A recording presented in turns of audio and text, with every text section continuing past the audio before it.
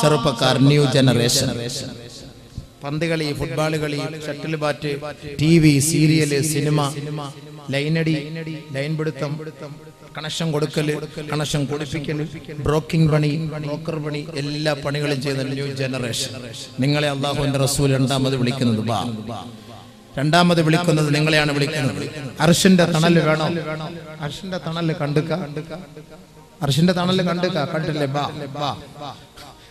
ഇപ്പൊ ഇന്ന് ന്യൂ ജനറേഷന്റെ മൊബൈലിൽ മൊത്തം ഇപ്പൊ അതാണല്ലോ. ഓരോരോ രാജ്യത്തിനനുസരിച്ച്, ഓരോരോ നാടിനനുസരിച്ച്.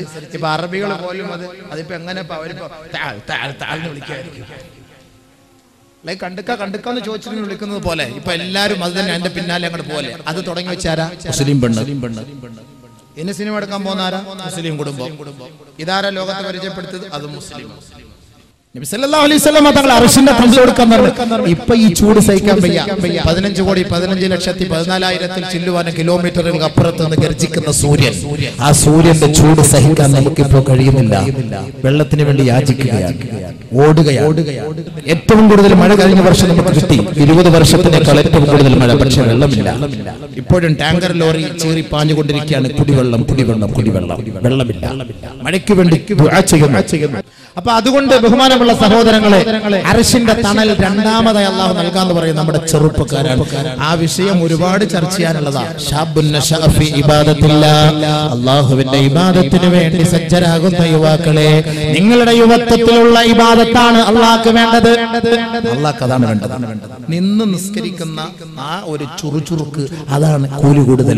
ഇന്ന് വയസ്സര് എന്നാ പിന്നെന്താ അല്ലാഹു തആല വയസ്സന്മാർക്ക് അർശിന്റെ തണൽ കൊടുക്കാന്ന് പറയാത്തത്?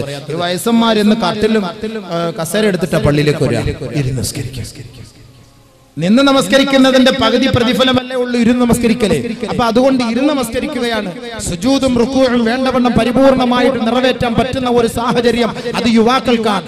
അല്ലാഹുല്ലദീ ഖലഖകും മിൻ ളഅഫിൻ ثم جعل من بعد ضعف قوة ثم جعل من بعد قوة ضعفا وشيبة يخلق ما يشاء.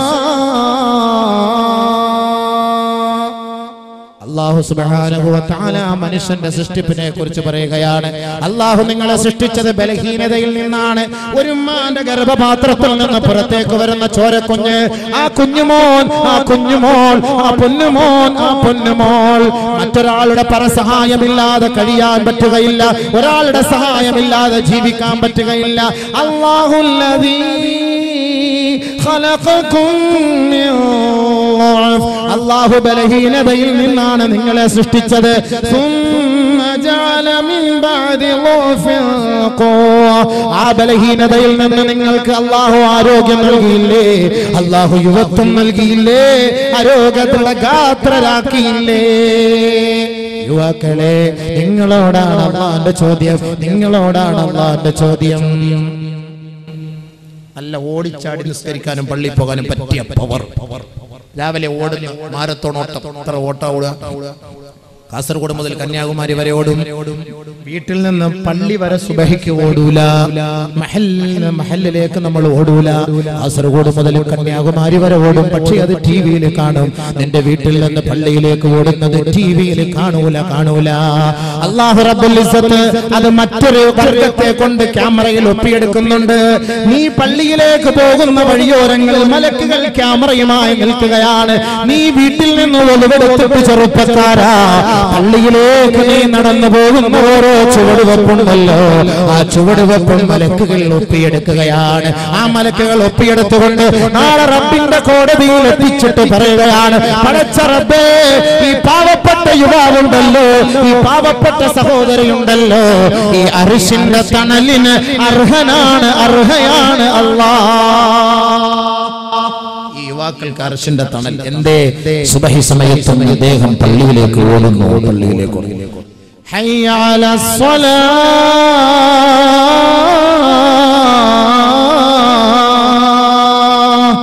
ഹയ്യ അലൽ ഫലാഹ്.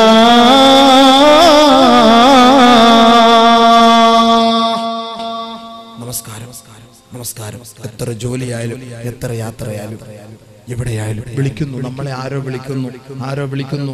പെട്ടെന്ന് ചിന്തയുണ്ടാകും. ഇന്നെവിടെ കേൾക്കാൻ, ഇന്ന് സംസാരിച്ചു കൊണ്ടിരിക്കല്ലേ ബാങ്ക് വിളിക്കുമ്പോൾ.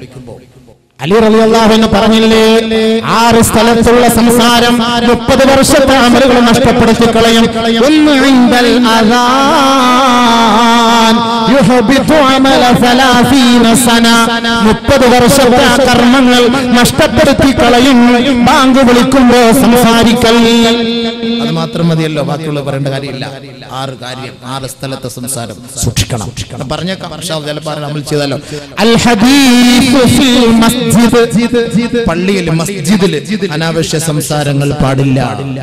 جنبوا مساجدكم صبيانكم ومجانينكم وشراءكم وبيعكم ورفع أصواتكم وسل سيوفكم وخصوماتكم واتخذوا أبوابها المطاهر وجمروها في الجمع كما قال عليه السلام.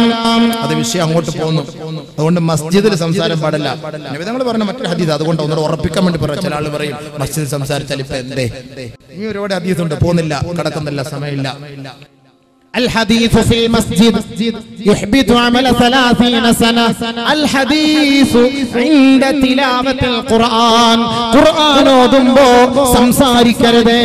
وإذا قرئ عليهم القرآن وإذا قرئ القرآن فاستمعوا له وأنصتوا لعلكم ترحمون.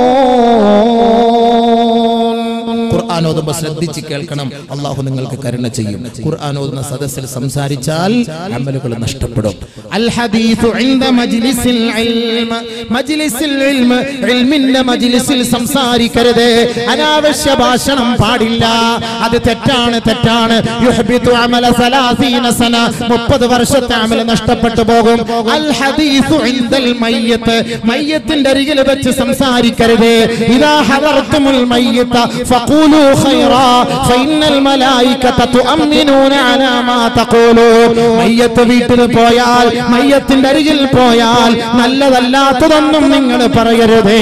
മാലാകമാർ നിങ്ങളുടെ സംസാരത്തിന് ആമീൻ പറയുമെന്ന് മുഹമ്മദ് മുസ്തഫ. അൽ ഹദീസു ഇൻദൽ മഖാബിർ, മഖ്ബറകളിൽ ദുനിയാവിന്റെ ഭാഷണം അരുതേ. മയ്യിത്തടക്കാൻ പോകുമ്പോ പള്ളിയുടെ മഖാബറുകളിൽ ദുനിയാവിന്റെ ഭാഷണം പാടില്ല. നബി തങ്ങൾ പറഞ്ഞില്ലേ, ഇസ്തഗ്ഫിറൂ ലി അഖീകും ഫഇന്നഹു അൽആന യുസ്അൽ സലൂലഹു അത്തസ്ബീത്. ആ മയ്യിത്തടക്കുമ്പോ ദുനിയാവിന്റെ സംസാരം ഒഴിവാക്കിയിട്ട് ആ സഹോദരന് വേണ്ടി തസ്ബീത്തിന് വേണ്ടി ചോദിക്കണേ. അല്ലാഹുമ്മ സബ്ബിത്ഹു ഇൻദ സുആൽ, അല്ലാഹുമ്മ ജാഫിൽ ഖബ്ര അൻ ജൻബി, അല്ലാഹുമ്മ ആമിൻഹു മിൻ കുല്ലിൽ ഫസഅ, അല്ലാഹുമ്മഗ്ഫിർ ലഹു വർഹംഹു. ആദരവായ റസൂലുള്ളാഹി തങ്ങൾ പഠിപ്പിച്ചു തരികയാണ്, ഓതണേ, ദുനിയാവിന്റെ സംസാരം ഒഴിവാക്കണേ. വൽ ഹദീസു ഇൻദൽ അദാൻ, ബാങ്ക് വിളിക്കും. 6 കാര്യത്തെ സ്ഥലം, ഈ 6 കാര്യങ്ങൾ സംസാരം അമലുകൾ നഷ്ടപ്പെടുന്നു. അലി റളിയല്ലാഹു അൻഹു സൂക്ഷിച്ചോളി. അപ്പൊ നമുക്ക് എന്താ വേണം, നമ്മൾ പറഞ്ഞ വിഷയം ചെറുപ്പക്കാർ. അസ്സലാത്തു ഖൈറുൻ മിനൻ നൗം. സുബ്ഹിക്ക് വിളിക്കും. അല്ല, ഒന്നുകൂടെ ശ്വാസം പിടിച്ചുവിടാം. അത് പിടിച്ചുവിട്ട് ഒന്നും കൂടെ ഒന്ന് ഓർമ്മിപ്പിക്കാൻ.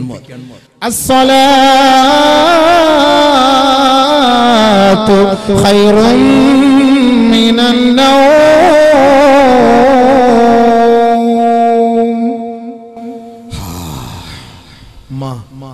ഒരു ബെഡ് കാഫിയോടെ സുബൈക്ക് പള്ളിയിൽ പോകുന്നവർക്ക് ഒരു ബെഡ് കാഫി ഇട്ട് കൊടുക്കാം. സുബൈക്ക് പള്ളിയിൽ പോകുന്നവർ നബി സല്ലല്ലാഹു അലൈഹി വസല്ലം തങ്ങളുടെ ശൈലി, രാവിലെ എഴുന്നേറ്റ ഉടനെ എഴുന്നേറ്റ ഉടനെ മിസ്വാക്ക് ചെയ്യുക, തണുത്ത വെള്ളം കുടിക്കുക. നബി സല്ലല്ലാഹു അലൈഹി വസല്ലം തങ്ങളുടെ ശൈലി വെറും വയറ്റിൽ തണുത്ത വെള്ളം കുടിക്കുമായിരുന്നു. ഇന്ന് ഡോക്ടർമാർ പറയുന്നതാണ് തണുത്ത വെള്ളം കുടിക്കണം രാവിലെ വെറും വയറ്റിൽ. പോട്ടെ, അത് ശാസ്ത്രം, വൈദ്യശാസ്ത്രം, അങ്ങോട്ടേക്ക് കടക്കുന്നില്ല. അപ്പൊ ചെറുപ്പക്കാർ, യുവാക്കളെ, നിങ്ങളെ വിളിക്കാൻ വാ, പള്ളിയിലേക്ക് വാ. ഉറക്കത്തെക്കാൾ ശ്രേഷ്ഠമാണ് നമസ്കാരം. വെറുതെ ആണോ 5 നേരം വിളിക്കുന്നത്? വേറെ ജോലിയൊന്നും ഇല്ലാഞ്ഞിട്ട് നിങ്ങൾ വിളിക്കുന്നത്. ഇബാദത്തിൽ കഴിഞ്ഞുകൂടണം. ഇബാദത്തിൽ കഴിഞ്ഞുകൂടുന്നതിന് പകരം നിങ്ങൾ അതിന്റെ പിന്നാലെ touch, punching, kissing, pressing, touching ഇതുമായിട്ട് നടന്നാൽ നാളെ ആഖിറത്തിൽ വരും. ചെറുപ്പക്കാരെ, اليوم نختم على أفواههم وتكلمنا أيديهم وتشهد أرجلهم بما كانوا يكسبون. യാസീൻ ഓതുന്നവർ മനസ്സിലാക്കിക്കോളി, യാസീൻ ഓതുന്നവരാണ്. ഈ ആയത്ത് വരുമ്പോൾ ഓർത്തോളി. ഈ ആയത്ത് വരുമ്പോൾ നമ്മുടെ ലൈനൊക്കെ ഒന്ന് ഓർത്തോണം എല്ലാവരും. ഈ ആയത്ത് ആർക്കൊക്കെ മെസ്സേജ് വിട്ടിട്ടുണ്ട്, ആർക്കൊക്കെ റീചാർജ് ചെയ്ത് കൊടുത്തിട്ടുണ്ട്, ആരുമായിട്ടൊക്കെ സംസാരിച്ചിട്ടുണ്ട്.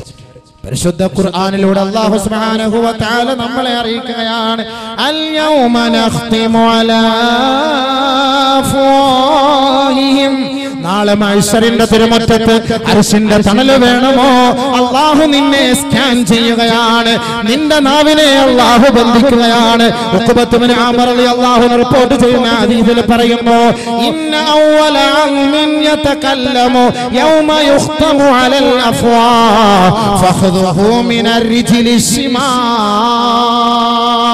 നാളെ റബ്ബിന്റെ കോടതിയിൽ വെച്ച് അർശിന്റെ തണൽ നൽകപ്പെടുന്നതിന് മുമ്പ് ഇതാ വിചാരണ ചെയ്യുകയാണ്. ആദ്യം നിന്റെ വായി ബന്ധിക്കുകയാണ്. നിനക്ക് സംസാരിക്കാൻ കഴിയുകയില്ല. നിന്റെ അവയവങ്ങളാണ് പിന്നീട് അല്ലാഹുവിനോട് എവിടെയൊക്കെ പോയിട്ടുണ്ട്, എവിടെയൊക്കെ തലോടിയിട്ടുണ്ട്, എന്തെല്ലാം പ്രവർത്തിച്ചിട്ടുണ്ട്, ഇത് മുഴുവനും പറയുന്നത് അവയവങ്ങളാണ്. ആ അവയവങ്ങളിൽ ആദ്യമായി സംസാരിക്കുന്ന അവയവം ഫഖദുഹു മിനർ റിജ്ലി ശിമാൽ, അവന്റെ ഇടത് കാലിന്റെ തുടയെല്ലാം. ആ ഇടത് കാല് പടച്ചവനോട് വിളിച്ചു പറയുകയാണ്, വഖാല യാ റബ്ബി, പടച്ചവനെ, റകിബ്തു ലിൽ ഹറാം, ഹറാമായ വാഹനം കയറ്റിയ കാലാണ് ഞാൻ. എത്രയെത്ര പെണ്ണിനെ ബൈക്കിൽ വെച്ചു കൊണ്ടുപോയ കാലാണ്. എത്രയെത്ര നൈറ്റ് ക്ലബ്ബുകളിൽ പോയ കാലാണ്. എത്രയെത്ര പെണ്ണിന്റെ മടിയിലേക്ക് എടുത്തു വെച്ച കാലാണ്. എത്രയെത്ര തിരക്കുള്ള ബസിന്റെ പിന്നിന്റെ പിന്നാലെ ചേർത്ത് വെച്ച കാലാണ്, തുടയാണ്. പടച്ച റബ്ബേ, പടച്ച റബ്ബേ, ആരോരുമില്ലാത്ത വീട്ടിൽ ഭർത്താവ് ഗൾഫിൽ പോയ സമയത്ത് ആ പെണ്ണിനോടൊപ്പം കിടന്ന തുടയാണ്. അല്ലാ, നീ പറയേണ്ട ചെറുപ്പക്കാരാ, നീ പറയേണ്ട ചെറുപ്പക്കാരാ, ഈ അവയവമാണ് പറയുക.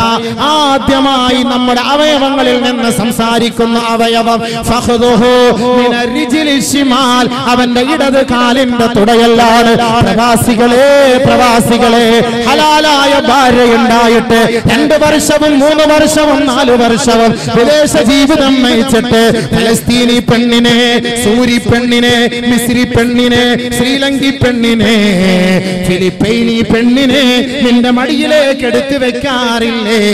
നാളെ റബ്ബിന്റെ കോടതിയിൽ ഈ തുടയല് പറയുമത്രേ, യാ റബ്ബി, പടച്ചവനെ, റകിബ്തു ലിൽ ഹറാം, ഹറാമായ വാഹനം കയറ്റി ഞാൻ. അല്ലാഹ്, നമ്മളൊന്നും ന്യൂ ജനറേഷൻ ഇബാദത്ത് വെറുതെ കിട്ടൂല, വെറുതെ അർശിന്റെ തണല് കിട്ടൂല, വെറുതെ കിട്ടൂല. ഇപ്പൊ തന്നെ ചാൻസ് ഉണ്ടല്ലോ, ഏത് തെറ്റാണെങ്കിലും അല്ലാഹ് മാപ്പാക്കി തരും. യാ അയ്യുഹല്ലദീന ആമനൂ തൂബൂ ഇലല്ലാഹ് തൗബതൻ നസൂഹാ والذين إذا فعلوا فاحشة أو ظلموا أنفسهم ذكروا الله فاستغفروا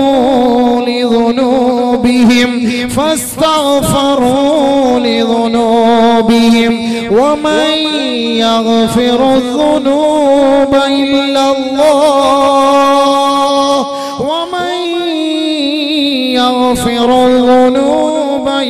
الله ദുഃഖിക്കരുതേ, പ്രയാസപ്പെടരുതേ, ഖേദിക്കരുതേ, വിഷമിക്കരുതേ. പാപികളാണ് നമ്മൾ, സാധുക്കളാണ് നമ്മൾ. ആദം അലൈഹിസ്സലാത്തു വസ്സലാം പോലും തെറ്റിലേക്ക് കടന്നു പോയെങ്കിൽ അതിന്റെ മക്കളും അതിലേക്ക് വീണു പോകാം. അള്ളാഹു അതിലും മരുന്ന് തന്നിട്ടുണ്ട്, അതിന് പോംവഴി നൽകിയിട്ടുണ്ട്. പരിശുദ്ധ ഖുർആനിന്റെ പ്രഖ്യാപനമാണ് വല്ലദീന ഇദാ ഫഅലൂ ഫാഹിഷ ഔ ളലമൂ അൻഫുസഹും ആരെങ്കിലും സ്വന്തത്തോട് അക്രമം പ്രവർത്തിക്കുകയോ, ആരെങ്കിലും മറ്റൊരാളുമായി ലൈംഗിക ബന്ധത്തിൽ ഏർപ്പെടുകയോ, ആരെങ്കിലും അനാശാസ്യ മ്ലേച്ഛ സംസ്കാരത്തിന് ആരെങ്കിലും കൂട്ടുനിൽക്കുകയോ, ആ കൂട്ടുനിൽക്കുന്ന സമയത്ത് ഉടനെ പടച്ച തമ്പുരാനെ ഓർക്കുകയാണ്. അല്ലാഹുവേ, നീ മറയില്ലാത്തവനാണല്ലോ.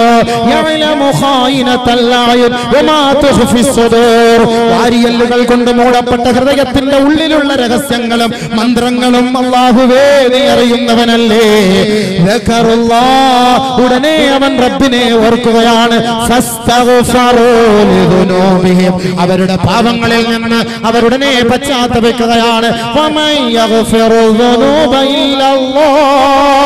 അല്ലാഹു അല്ലാതെ അവർക്ക് ആരാണ് മാപ്പ് നൽകുക? അല്ലാഹു അല്ലാതെ അവർക്ക് ആരാണ് മാപ്പ് നൽകുക? അതുകൊണ്ട് നിങ്ങൾ ദുഃഖിക്കരുതേ, പ്രയാസപ്പെടരുതേ. ഇന്നല്ലാഹ യഗ്ഫിറു ദുനൂബ ജമിയാ. എല്ലാ പാപങ്ങളും അല്ലാഹു മാപ്പ് ചെയ്യുന്നവനാണ്. അതുകൊണ്ട് തൗബ ചെയ്തു മടങ്ങിക്കോ. കൈകാലുകൾ ചെയ്ത തെറ്റുകൾക്ക് റബ്ബിലേക്ക് മടങ്ങിക്കോ. നാളെ അർശിന്റെ തണലിൽ അല്ലാഹുവിന്റെ കോടതിയിൽ നബിതങ്ങളോടൊപ്പം അർശിന്റെ താഴ്ഭാഗത്ത് നമുക്ക് പരിലസിക്കാം. ശാബുൻ നശാഫി ഇബാദത്തില്ലാഹ്. അല്ലാഹു റബ്ബുൽ ഇസ്സത്തിന് ഇബാദത്തിന് വേണ്ടി ഒരുക്കം കൂട്ടിയ, അതിനു വേണ്ടി പരിശ്രമിച്ച ചെറുപ്പക്കാരായ യുവാവേ, നിനക്ക് അർശിന്റെ തണലാണ്, അർശിന്റെ തണലാണ്. ബഹുമാനപ്പെട്ട മൂസാ നബി അലൈഹിസ്സലാത്തു വസ്സലാം അല്ലാഹുവിനെ കണ്ടപ്പോൾ ഒന്ന് ചോദിച്ചു. ലമ്മാ തഅജ്ജല മൂസാ അലൈഹിസ്സലാത്തു വസ്സലാം ഇലാ റബ്ബിഹി, റബ്ബിലേക്ക് കടന്നു പോയപ്പോ മർറ ബിറജുലിൻ, ഒരു മനുഷ്യന്റെ അരികിലേക്ക് കടന്നു പോകുന്നു. ഫഖബതഹു ബിഖുർബിഹി മിനൽ അർശ്, അർശിന്റെ താഴ്ഭാഗത്ത് അങ്ങനെ തന്നെ പിടിച്ചിരിക്കുന്നു ഒരു ചെറുപ്പക്കാരൻ. അർശിന്റെ താഴ്ഭാഗത്ത് അങ്ങനെ തന്നെ പിടിച്ചിരിക്കുന്നു. ആ ചെറുപ്പക്കാരനെ കുറിച്ച് മൂസാ നബി അലൈഹിസ്സലാത്തു വസ്സലാം ചോദിച്ചു. യാ റബ്ബ്, പടച്ച റബ്ബേ, അഖ്ബിർനി മൻ ഹാദാ, ആരാണ് റബ്ബേ ഈ അർശിന്റെ തണലിൽ ഇത്രത്തോളം പിടിച്ച് അങ്ങനെ തന്നെ ഇരിക്കുന്നത്, ഒരു അനക്കവും ഇല്ലാതെ ഒരു മാറ്റവും ഇല്ലാതെ അങ്ങനെ തന്നെ ഇരിക്കുന്നല്ലോ, ആരാണ് പടച്ചവനെ? ബഹുമാനപ്പെട്ട മൂസാ നബി അലൈഹിസ്സലാത്തു വസ്സലാം ചോദിക്കുകയാണ്.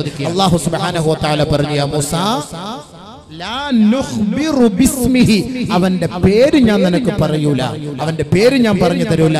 വസനുഖ്ബിറുക ബിഅമലിഹി, അവൻ ഈ അർശിന്റെ തണലിൽ അങ്ങനെ തന്നെ പിടിച്ചു കിടക്കുന്നതിന്റെ കാരണം ഞാൻ നിനക്ക് പറഞ്ഞു തരാം. അല്ലാഹു റബ്ബുൽ ഇസ്സത്തിന്റെ പൊരുത്തവും അവന്റെ തൃപ്തിയും കരസ്ഥമാക്കി ജീവിക്കുന്ന സജ്ജനങ്ങളിൽ, സ്വാലിഹീങ്ങളിൽ അല്ലാഹു റബ്ബുൽ ഇസ്സത്ത് നമ്മെ ഇവരെയും ഉൾപ്പെടുത്തുമാറാകട്ടെ. ബഹുമാനപ്പെട്ട മൂസാ നബി അലൈഹിസ്സലാത്തു വസ്സലാം അല്ലാഹു റബ്ബുൽ ഇസ്സത്തിനെ സമീപിച്ചപ്പോ ബഹുമാനപ്പെട്ട മൂസാ നബി അലൈഹിസ്സലാത്തു വസ്സലാം കണ്ട സംഭവമാണ്. അർശിന്റെ താഴ്ഭാഗത്ത് ഫഖബതഹു, ഒരു ചെറുപ്പക്കാരൻ അർശിന്റെ തണലിൽ അങ്ങനെ തന്നെ വിശ്രമിക്കുകയാണ്. ബഹുമാനപ്പെട്ട മൂസാ നബി അലൈഹിസ്സലാത്തു വസ്സലാം അല്ലാഹു റബ്ബുൽ ഇസ്സത്തിനോട് ചോദിക്കുകയാണ്, പടച്ച തമ്പുരാനെ, മൻ ഹാദാ, ആരാണിവൻ? ഈ അർശിന്റെ താഴ്ഭാഗത്ത് തന്നെ നിലയുറപ്പിക്കുകയാണല്ലോ, അർശിന്റെ തണലിൽ തന്നെ കഴിയുകയാണല്ലോ, അർശിനോട് ഒട്ടിപ്പിടിച്ചിരിക്കുന്ന ഈ മഹാനുഭാവൻ ആരാണ്? ഇത്രത്തോളം നന്മ എന്താണ് ഇവൻ ചെയ്തതെന്ന് മൂസാ നബി അലൈഹിസ്സലാത്തു വസ്സലാം അല്ലാഹു റബ്ബുൽ ഇസ്സത്തിനോട് ചോദിച്ചപ്പോ അല്ലാഹു റബ്ബുൽ ഇസ്സത്തിന്റെ മറുപടി, വലാ നുഖ്ബിറുക ബിസ്മിഹി, അവന്റെ നാമം നിനക്ക് ഞാൻ അറിയിക്കുകയില്ല, പറയുകയില്ല. വസനുഖ്ബിറുക ബിഅമലിഹി, അവന്റെ പ്രവൃത്തി ഞാൻ നിനക്ക് അറിയിച്ചു തരട്ടെയോ? മൂസാ നബി അലൈഹിസ്സലാത്തു വസ്സലാം പറയുകയാണ്, അജൽ യാ റബ്ബി, പടച്ചവനെ അറിയിച്ചു തന്നാലും. ബഹുമാനപ്പെട്ട മൂസാ നബി അലൈഹിസ്സലാത്തു വസ്സലാമിനോട് അർശിന്റെ താഴ്ഭാഗത്ത് സ്ഥിരതയോടെ നിലകൊള്ളുന്ന ചെറുപ്പക്കാരനെ കുറിച്ച് അല്ലാഹു റബ്ബുൽ ഇസ്സത്ത് പറയുകയാണ്, ലാ യഹ്സുദു അലാ മാ ആതാഹുമുല്ലാഹു മിൻ ഫളി. അല്ലാഹു റബ്ബുൽ ഇസ്സത്ത് ആർക്കെങ്കിലും ഒരു നന്മ ചെയ്തിട്ടുണ്ടെങ്കിൽ, ആരെയെങ്കിലും അല്ലാഹു അനുഗ്രഹിച്ചിട്ടുണ്ടെങ്കിൽ, ആ അനുഗ്രഹം ലഭിച്ചവരെ നോക്കിക്കൊണ്ട് ഒരു കാരണവശാലും ഒരിക്കൽ പോലും അസൂയപ്പെടാത്ത ചെറുപ്പക്കാരനാണ്. അത് ആരായാലും, അത് ആണായാലും അത് പെണ്ണായാലും, ലാ യഹ്സുദൂന അന്നാസ അലാ മാ ആതാഹുമുല്ലാഹു മിൻ ഫളി. അല്ലാഹു നൽകിയ അനുഗ്രഹത്തിലേക്ക് നോക്കിക്കൊണ്ട്, മറ്റൊരാൾക്ക് ചെയ്ത അനുഗ്രഹത്തിലേക്ക് നോക്കിക്കൊണ്ട് അസൂയപ്പെടരുതേ, അസൂയപ്പെടരുതേ. അസൂയ നല്ലതല്ല, നല്ലതല്ല. അസൂയ പിശാചിന് ഇഷ്ടമുള്ള കാര്യമാണ്. പിശാച് പറയുകയാണ് മറ്റുള്ള കൂട്ടുകാരോട്, നിങ്ങളെ ജനങ്ങളിലേക്ക് ഇറങ്ങിച്ചെന്ന് ആ ജനങ്ങൾക്കിടയിലേക്ക് അസൂയയും വിദ്വേഷവും നിങ്ങൾ വളർത്തണമേ. ആ രണ്ട് കാര്യങ്ങളും ശിർക്കിനോട് അടുത്തതാണ്, അടുത്തതാണ്. അല്ലാഹു റബ്ബുൽ ഇസ്സത്ത് ശിർക്കിനെ ഇഷ്ടപ്പെടാറില്ല.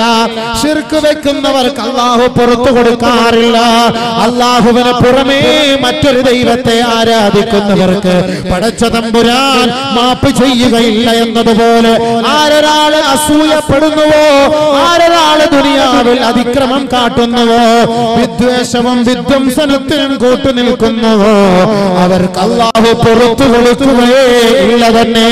അതുകൊണ്ട് അർശിന്റെ താഴ്ഭാഗത്ത് നിലകൊള്ളുന്ന ഒരു കൂട്ടം ആളുകളിലേക്ക് മൂസാ നബി നോക്കിയപ്പോ അല്ലാഹു റബ്ബുൽ ഇസ്സത്ത് നൽകിയ മറുപടിയാണ്, ലാ യഹ്സുദൂന അന്നാസ അലാ മാ ആതാഹുമുല്ലാഹു മിൻ ഫളലിഹി. അല്ലാഹു ചെയ്ത അനുഗ്രഹങ്ങൾ കണ്ടുകൊണ്ട് കണ്ണുവിടാതെ, അതിൽ അസൂയ ഉണ്ടാകാതെ, അതിൽ കുശുമ്പു കാണിക്കാതെ അവന് വേണ്ടി ദുആ ചെയ്യുന്നവനായി മാറിയാൽ അവൻ അല്ലാഹു നൽകിയ അനുഗ്രഹമാണല്ലോ എന്ന് കരുതി നീ സമാശ്വസിച്ചാൽ നിനക്ക് നാളെ അർശിന്റെ തണലാണെന്ന് പരിശുദ്ധ മൂസാ നബി അലൈഹിസ്സലാത്തു വസ്സലാം അല്ലാഹുവുമായുള്ള മുനാജാത്തിലൂടെ അറിയിക്കുകയാണ്. ഇത് നബി സല്ലല്ലാഹു അലൈഹി വസല്ലം തങ്ങളുടെ സഹാബത്തിന് പറഞ്ഞു കൊടുക്കുകയാണ്. ബഹുമാനപ്പെട്ട മൂസാ നബി അലൈഹിസ്സലാത്തു വസ്സലാം കണ്ട സംഭവം. ഒരാളോടും അസൂയപ്പെടാൻ പാടില്ല. അസൂയ നല്ലതല്ല. അസൂയയെ കുറിച്ച് അത് ഒരു ദിവസത്തെ അത് പറയണം. അല്ലാതെ ഇപ്പൊ പെട്ടെന്ന് ഞാൻ ഈ സമയത്ത് ഈ വൈകിയ സമയത്തിന് അതിലേക്ക് ഞാൻ കിടക്കുന്നില്ല. ഒരു നിലയ്ക്കും അസൂയപ്പെടാൻ പാടില്ല. അസൂയ എന്ന് പറഞ്ഞാൽ ഇരുമ്പിൽ പിടിച്ച തുരുമ്പ് പോലെയാണ്. ആ ഇരുമ്പിനെ ആ തുരുമ്പ് തിന്നു തീർക്കുന്നത് വരെ ഒരു കാരണവശാലും ആ തുരുമ്പ് മാറിപ്പോവുകയേ ഇല്ല. അതാണ് ആ സാധനം. അങ്ങനത്തെ സാധനം. ആ സാധനം അങ്ങനെ കാർന്ന് തിന്നുന്നതായിരിക്കും. അല്ലാഹു തആല കാത്തുരക്ഷിക്കട്ടെ. അസൂയ ആകാശത്ത് വെച്ച് നടന്ന അസൂയയാണ് ഇബ്ലീസ് ശപിക്കാനുള്ള കാരണം. ഇബ്ലീസിനെ ശപിക്കാൻ, ശപിക്കപ്പെട്ട ഇബ്ലീസിന്റെ ഡിഗ്രി എന്താണ്? ഹസദ്, അസൂയ. ഭൂമിയിൽ അസൂയ ഉണ്ടാക്കിയത് കൊണ്ടാണ് കാബീലും ഹാബീലും തമ്മിൽ കൊല ഉണ്ടാകാനുള്ള കാരണം. കാബീല് ഹാബീലിനെ കൊല്ലാനുള്ള കാരണം ദുനിയാവിലെ ഭൂമിയിൽ ഭൂലോകത്ത് വെച്ച് നടന്ന അസൂയ. അപ്പൊ ഈ രണ്ട് അസൂയക്കും മരുന്നില്ല. അതുകൊണ്ട് ശപിക്കപ്പെട്ടവരായി മാറും. ആരും മറ്റൊരാളോട് അസൂയ കാണിക്കാതിരുന്നാൽ അർശിന്റെ താഴ്ഭാഗത്ത് അവർക്ക് സ്ഥാനമുണ്ട്. രണ്ടാമത് അല്ലാഹു സുബ്ഹാനഹു വ തആല മൂസാ നബി അലൈഹിസ്സലാത്തു വസ്സലാമിനോട് അറിയിച്ചു കൊടുക്കുകയാണ്, വലാ യഉഖു വാലിദൈ. ഈ അർശിന്റെ താഴ്ഭാഗത്ത് സ്ഥാനം പിടിച്ചവരാരെന്ന് പറയട്ടെയോ? തന്റെ മാതാപിതാക്കളെ വേദനിപ്പിക്കാത്തവനാണ്. മാതാപിതാക്കളെ വേദനിപ്പിച്ചവന് അർശിന്റെ തണലില്ല, അർശിന്റെ തണലില്ല. ഇന്നല്ലാഹ തആല ഔഹാ ഇലാ മൂസാ. അല്ലാഹു സുബ്ഹാനഹു വ തആല മൂസാ നബിക്ക് വഹി ഇറക്കി കൊടുക്കുകയാണ്, യാ മൂസാ വഖിർ വാലിദൈക്, ഏ മൂസ നിന്റെ മാതാപിതാക്കളെ നീ ബഹുമാനിക്കണേ. വമൻ വഖറ വാലിദൈ, ആരൊരാൾ തന്റെ മാതാപിതാക്കളെ ബഹുമാനിക്കുന്നുവോ വവഹബ്തു ലഹു വലദൻ യുവഖിറുഹു, അവർക്ക് ഞാൻ അവരെ ബഹുമാനിക്കുന്ന മക്കളെ നാം നൽകുമെന്ന് അല്ലാഹു പറഞ്ഞതായി മൂസാ നബി അലൈഹിസ്സലാം. വീണ്ടും അല്ലാഹു സുബ്ഹാനഹു വ തആല മൂസാ നബി അലൈഹിസ്സലാത്തു വസ്സലാമിന് വഹി ഇറക്കി കൊടുക്കുകയാണ്.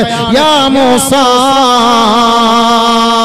മൻ അഖ വാലിദൈ വവഹബ്തു ലഹു വലദൻ യുഅഖി വഖസർതു ഫീ ഉംരിഹി, ആരൊരാൾ തന്റെ മാതാപിതാക്കളെ വേദനിപ്പിക്കുന്നുവോ, ആരൊരാൾ തന്റെ മാതാപിതാക്കളെ പീഡിപ്പിക്കുന്നുവോ അവരുടെ മക്കളെയും പീഡിപ്പിക്കുവാൻ ആ കുട്ടികളോട് ഞാൻ കൽപ്പിക്കുകയും അവരുടെ ആയുസ്സിനെ നാം കുറച്ചു കളയുകയും ചെയ്യും. മൂസ, ആരൊരാൾ മാതാപിതാക്കളെ ബഹുമാനിക്കുന്നുവോ ആ ബഹുമാനിക്കുന്ന മക്കൾക്ക് അവർക്ക് നൽകുന്ന മക്കളെ അവരെ ബഹുമാനിക്കുന്നവരാക്കി ഞാൻ മാറ്റിക്കളയും മൂസ. മാത്രമല്ല വവഹബ്തു ലഹു വമദത്തു ഫീ ഉംരിഹി, അവരുടെ ആയുസ്സിന് ഞാൻ ദൈർഘ്യം നൽകും മൂസ. അതുകൊണ്ട് ബഹുമാനപ്പെട്ട മൂസാ നബി അലൈഹിസ്സലാത്തു വസ്സലാം അർശിന്റെ താഴ്ഭാഗത്ത് കണ്ടത് മാതാപിതാക്കളെ വേദനിപ്പിക്കാത്ത മക്കളാണ്.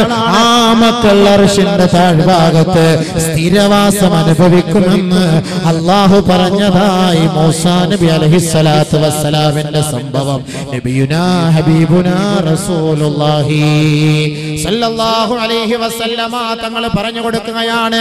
ബഹുമാനപ്പെട്ട മൂസാ നബി അലൈഹിസ്സലാത്തു വസ്സലാം ഇത് കേട്ടപ്പോ അത്ഭുതത്തോടുകൂടി ചോദിക്കുകയാണ്, കൈഫ യഉഖു വാലിദൈഹി യാ റബ്ബ്, പടച്ചവനെ പടച്ചവനെ എങ്ങനെയാണ് ഒരു മാതാപിതാവിനെ വേദനിപ്പിക്കുക?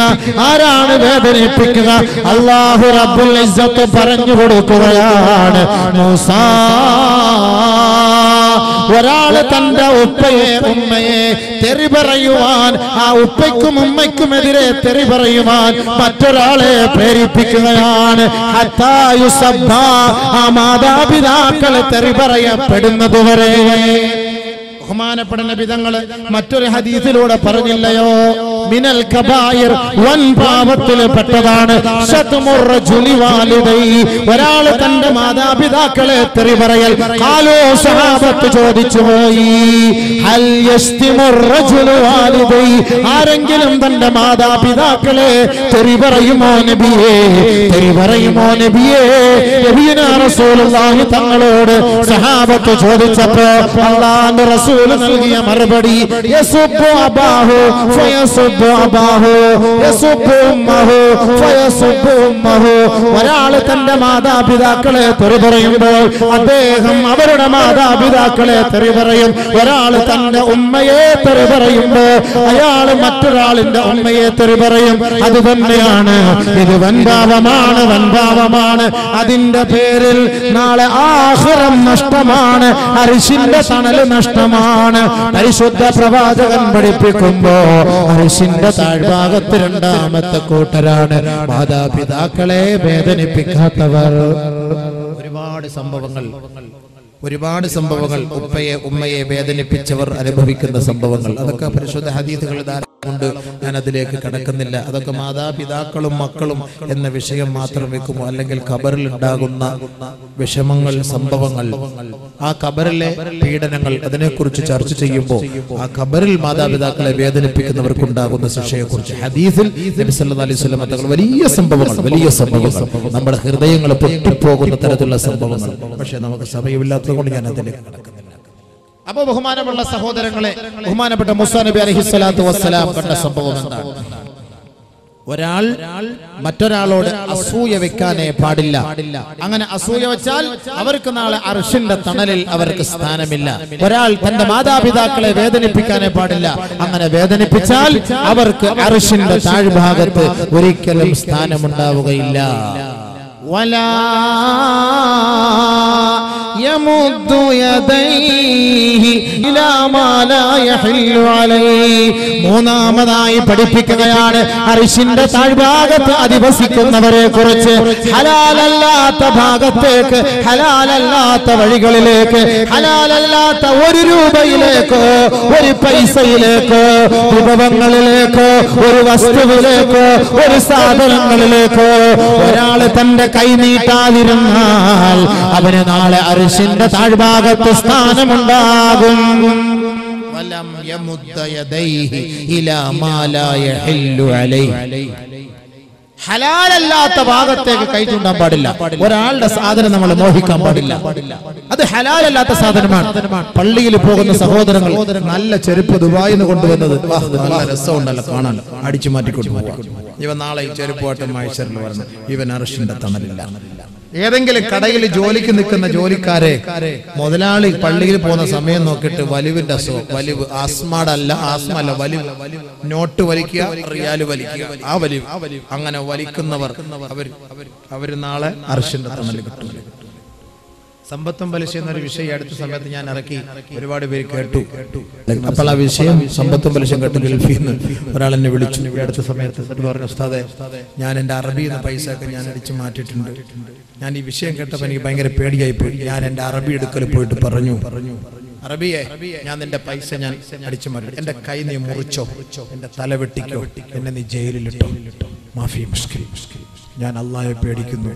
ഞങ്ങളുടെ നാട്ടിലൊരു മുത്തവാട പ്രസംഗം കേട്ട് ഞാൻ ഇപ്പോഴാണ് മനസ്സിലാക്കിയത്, നിന്റെ പൈസ ഞാൻ എടുത്തു. ഓ, സത്യത്തിൽ നമ്മളാന്നേ പറയാ, ഈ പ്രസംഗിച്ച മൊയിലിയാർ അടിച്ചു മാറ്റി ഞാൻ പോയി പറയാ. സൗദിയിലെങ്ങാനും പോയിട്ട് ഇതെങ്ങാനും പറഞ്ഞ വല്ലാഹി സത്യം ഞാൻ കളവ് പറയല്ല.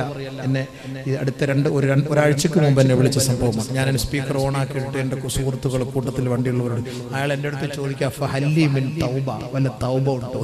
സഹാബാക്കൾ നബിതങ്ങളോട് പോയി തൗബ ഉണ്ടോ എന്ന് ചോദിക്കുന്ന പോലെ ആ സഹോദരൻ അത് കേട്ടിട്ട്, അള്ളാഹുവിനെ ഞാൻ ഭയപ്പെടുന്നു ഉസ്താദ്, എനിക്കതുകൊണ്ട് പൊട്ടിക്കരഞ്ഞുകൊണ്ടാണ് പറയുന്നത്, എനിക്കതുകൊണ്ട് ഞാൻ പണ്ടൊക്കെ പണയം വെച്ചിട്ടാണ് ഗൾഫിലേക്ക് വന്നത്. അപ്പൊ അത് പലിശ അല്ലേ, ആ പലിശയുടെ സ്വത്താണ് എനിക്കുള്ളത്. ഞാൻ ഇടയ്ക്കിടയ്ക്ക് അറബിയുടെ പൈസ ഒക്കെ 10 റിയാൽ 20 റിയാൽ 30 റിയാലൊക്കെ അടിച്ചു മാറ്റാറുണ്ട്. ഞാൻ അറബിയുടെ മുന്നിൽ പോയിട്ട് പരസ്യമായിട്ട് പറഞ്ഞു, ഞാൻ നോക്കണം, ഈമാനോട് ഇഖ്ലാസോട് പറഞ്ഞ അറബി പറഞ്ഞു, മാഫി മുഷ്കിൽ, മാഫി മുഷ്കിൽ, മാഫി മുഷ്കിൽ, താനി മറ മാഫി, താനി ഇനി മേൽ ഞാൻ എടുക്കുകയില്ല, രണ്ടാമത് ഇനി ഞാൻ എടുക്കുകയില്ല എന്ന് ആ സഹോദരൻ അറബി വിട്ടുവീഴ്ച ചെയ്തു. എന്നാലോചിച്ചു, സാധാരണഗതിയിൽ അതേപോലെ ഖത്തറിൽ നിന്നൊരു സഹോദരൻ വിളിച്ചു. ഖത്തറിൽ നിന്നൊരു സഹോദരൻ ഇടയ്ക്കിടയ്ക്ക് ഇങ്ങനെ പൈസ ഒരു സുഡാനിയായിട്ട് അടിച്ചു മാറ്റിക്കൊണ്ടിരുന്നു. ഈ ഹദീസ്, ഈ സംഭവങ്ങൾ കേട്ടപ്പോൾ തന്നെ അദ്ദേഹം എന്നെ വിളിച്ചു, ഉസ്താദേ, ഇങ്ങനെ ഒരു സംഭവം ഉണ്ട്, ഞാൻ അറബിയുടെ പൈസ കുറെ അടിച്ചു മാറ്റിയിട്ടുണ്ട്. എത്ര വർഷം കൊണ്ട്? 2 വർഷം കൊണ്ട്. എത്ര പൈസ അടിച്ചു മാറ്റി കാണും? അത് ഞാൻ കണക്ക് കൂട്ടിട്ടില്ല. കണക്ക് കൂട്ടിട്ട് അടുത്ത ആഴ്ച വിളിക്കാം. പിറ്റേ ആഴ്ച വിളിച്ചു. എത്ര? 85,000 റിയാല്. 85,000 റിയാൽ എന്ന് പറഞ്ഞാൽ 16 ലക്ഷം റുപ്യ നമ്മുടെ നാട്ടില് അടിച്ചു മാറ്റിയിട്ടുണ്ടെന്ന്. ഞാൻ എന്ത് ചെയ്യണം ഉസ്താദേ? ഇത് ഞാൻ കൊടുക്കണോ? ഞാൻ ഇതുപോലെ കൊടുത്തു കഴിഞ്ഞാൽ എന്നെ പിടിച്ച് ജയിലിലാക്കും. ഞാൻ എന്ത് ചെയ്യാൻ? എങ്ങനത്തെ പരിഹാരം?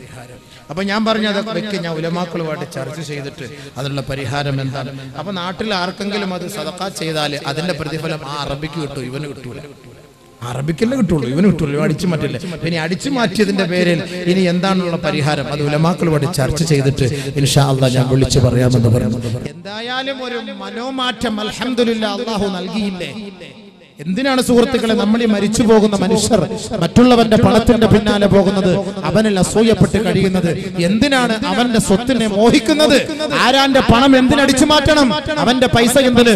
ഒരു സൂചിയുടെ പേരിൽ നാളെ ആഖിറം നഷ്ടമാകുന്ന സംഭവമാണ് നമുക്ക് അല്ലാഹുവിന്റെ റസൂൽ പഠിപ്പിച്ചത്. ഒരു സൂചി, ആരുടെയെങ്കിലും ഒരു സൂചി എടുത്തു മാറ്റിയിട്ട് മരിച്ചു പോയാൽ, 1 രൂപ കടം വാങ്ങിയിട്ട് കൊടുക്കാതെ പോയാൽ, ഒരു ചായക്കടയിലെ പറ്റ്, ആ ഒരു ചായയുടെ പൈസയെങ്കിലും നിങ്ങൾ കൊടുക്കാതെ മരിച്ചുപോയാൽ നാളെ ആഖിറം നഷ്ടമാണ്. ആഖിറത്തിൽ നിങ്ങൾ കൊണ്ടുവരേണ്ടി വരും. ഇനി അർശിന്റെ താഴ്ഭാഗത്ത് മറ്റൊരു ഹദീസിലൂടെ എല്ലാവരും സംസാരിച്ചു കൊണ്ടിരിക്കുന്ന സമയം എല്ലാവരും ഹിസാബിൽ